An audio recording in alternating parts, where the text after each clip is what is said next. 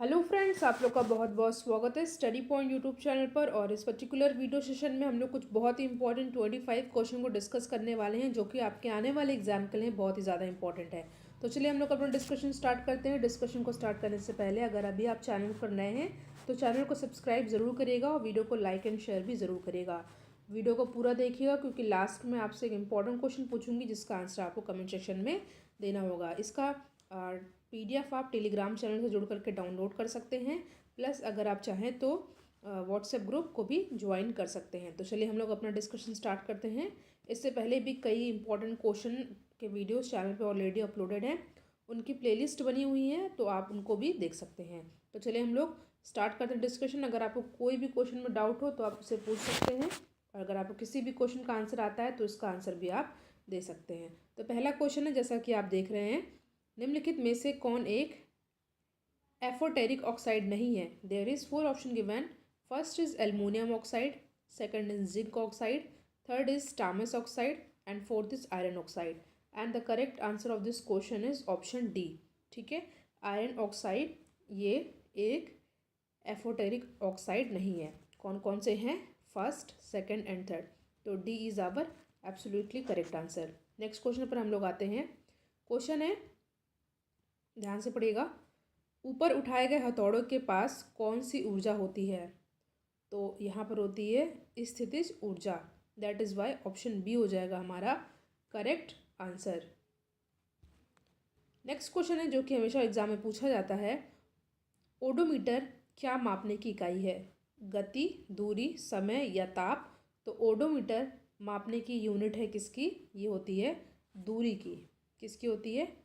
दूरी की। तो बी हो जाएगा हमारा सही आंसर। नेक्स्ट क्वेश्चन है, ऑक्सीजन की आपूर्ति पर्याप्त होने पर कौन सी लौ उत्पन्न होती है? फिर से पढ़िए। ऑक्सीजन की आपूर्ति पर्याप्त होने पर कौन सी लौ उत्पन्न होती है? हरी, नीली, पीली या लाल? तो इस क्वेश्चन का करेक्ट आंसर हो जाएगा ऑप्शन बी, नीली। ठीक है, option B is our correct answer. अगला क्वेश्चन आपके सामने दिया हुआ है। खाद्य पदार्थों का ऑक्सीकरण होने से रोकने के लिए निम्नलिखित में से किस गैस का उपयोग किया जाता है? ठीक है, 4 ऑप्शन आपके सामने दिया हुआ है। Oxygen, nitrogen, hydrogen, chlorine. Oxygen, nitrogen, hydrogen, chlorine. तो इस क्वेश्चन का करेक्ट आंसर हो जाएगा ऑप्शन बी। ठीक है, तो इस क्वेश्चन का करेक्ट आंसर हो जाएगा ऑप्शन बी, नाइट्रोजन। ठीक है, नेक्स्ट क्वेश्चन पर आते हैं। क्वेश्चन दिया हुआ है, निम्नलिखित में से कौन सा एक परजीवी रूप में पौधों से पोषण प्राप्त करता है? देखिए, वीडियो को आप लोग लाइक ज़रूर कीजिएगा और इसको अपने फ्रेंड सर्कल में ज़्यादा से ज़्यादा शेयर कीजिएगा। तो निम्नलिखित में से कौन सा एक परजीवी रूप में पौधों से पोषण प्राप्त करता है? तो ये है कस्क्यूटा। ठीक है, ऑप्शन सी हो जाएगा हमारा करेक्ट आंसर। नेक्स्ट क्वेश्चन पर आते हैं। निम्नलिखित में से चाकू से काटा जा सकता है किसको? There is 4 option given.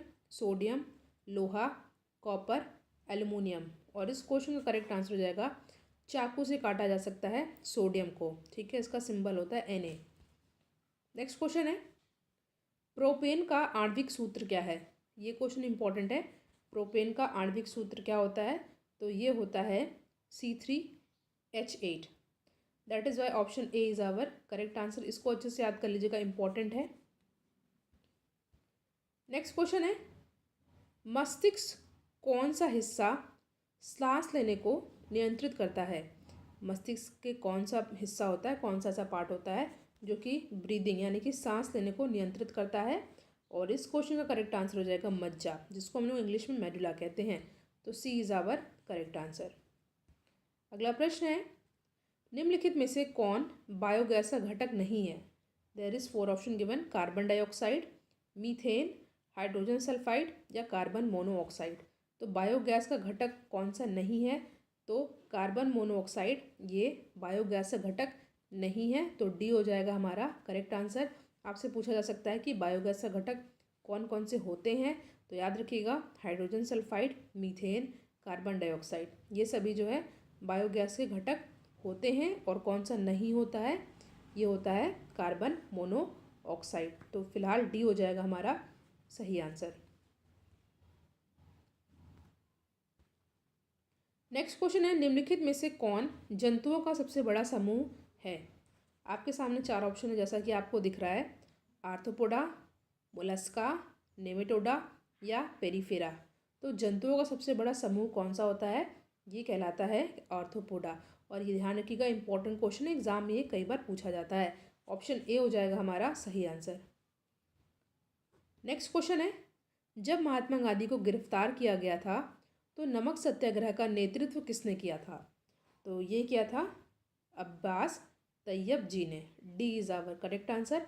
और most important question of the video, question पूछा जाएगा इससे, ठीक है। जब महात्मा गांधी को गिरफ्तार कर लिया गया था नमक सत्याग्रह के दौरान, तो फिर उसके बाद नेतृत्व किया था अब्बास तैयब जी ने। नोआखाली स्थित है कहाँ पर? पश्चिम बंगाल, बांग्लादेश, त्रिपुरा या मिजोरम? तो इस क्वेश्चन का करेक्ट आंसर हो जाएगा ऑप्शन बी, ठीक है। नोआखाली कहाँ पर स्थित है? बांग्लादेश। बात की जाए बांग्लादेश की तो बांग्लादेश की कैपिटल क्या है? ढाका। नेक्स्ट क्वेश्चन है, इनमें से कौन सा वेद प्रारंभिक युग के बारे में जानकारी देता है? आपको पता है 4 वेद होते हैं और सबसे पुराना वेद कौन सा है? ऋग्वेद है। तो प्रारंभिक युग के बारे में जानकारी कौन सा वेद देता है? तो ये है ऋग्वेद। कई बार क्वेश्चन पूछा जाता है कि सबसे पुराना वेद कौन सा है, तो आपको आंसर पता होना चाहिए, ये है ऋग्वेद। ऑप्शन ए हो जाएगा हमारा करेक्ट आंसर। बाणभट्ट किसके दरबारी कवि थे? चार ऑप्शन आपके सामने दिया हुआ है, हर्षवर्धन, कनिष्क, विक्रमादित्य या कुमारगुप्त। और इस क्वेश्चन का करेक्ट आंसर हो जाएगा हर्षवर्धन, ठीक है। बाणभट्ट किसके दरबारी कवि थे? हर्षवर्धन के। तो ए इस हो जाएगा हमारा करेक्ट आंसर। नेक्स्ट क्वेश्चन पर आते हैं, वर्तमान में राज्यसभा के उपाध्यक्ष कौन है? उपाध्यक्ष की बात हो रही है। चार ऑप्शन आपके सामने दिया हुआ है, तो ये है हरिवंश नारायण सिंह, ठीक है। और अध्यक्ष कौन है वर्तमान में राज्यसभा के? तो आपको पता, जो कि भारत का वाइस प्रेसिडेंट होता है, वही राज्यसभा का उपाध्यक्ष, वही राज्यसभा का अध्यक्ष होता है। तो ये हैं वेंकैया नायडू जी। और उपाध्यक्ष कौन है? हरिवंश नारायण सिंह। तो फिलहाल जो क्वेश्चन पूछा है, इस क्वेश्चन का करेक्ट आंसर हो जाएगा हरिवंश नारायण सिंह, ऑप्शन ए।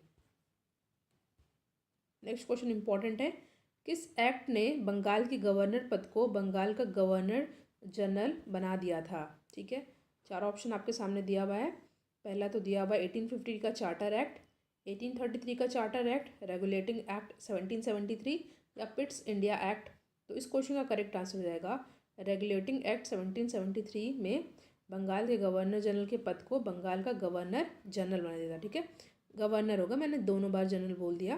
बंगाल के गवर्नर के पद को बंगाल का गवर्नर जनरल बना दिया था, जनरल ऐड कर दिया गया था। एक्ट क्या था? Regulating act 1773।